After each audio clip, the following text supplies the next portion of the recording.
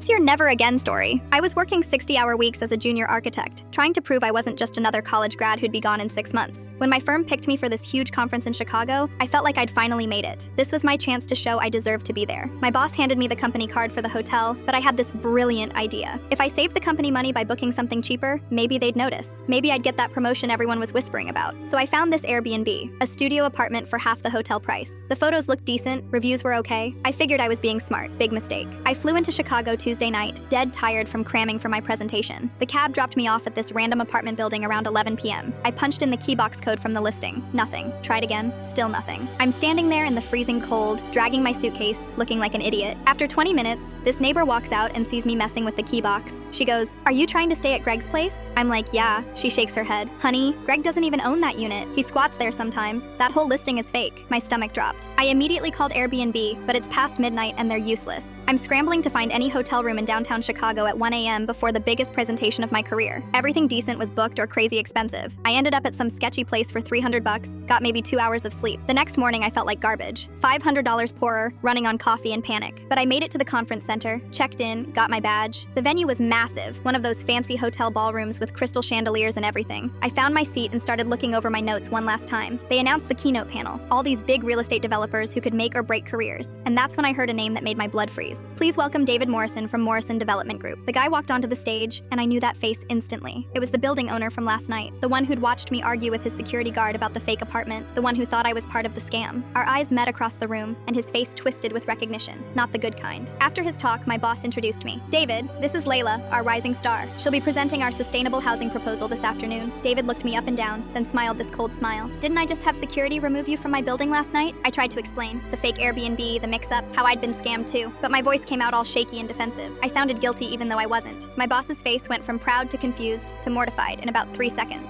He pulled me aside afterward and said, "Layla, I vouched for you. I told them you were our best young architect. You just made me look like an idiot who can't judge character." I tried explaining again, but the damage was done. Morrison Development was our biggest potential client, and now their CEO thought I was some kind of scammer who tried to break into his building. I gave my presentation to a half-empty room that afternoon. Word had already spread. I could feel people whispering, looking at me sideways. My hands shook through the whole thing. The next week back at the office was hell. My boss barely spoke to me. Colleagues who used to invite me to lunch suddenly had other plans. The promotion I'd been hoping for went to someone else.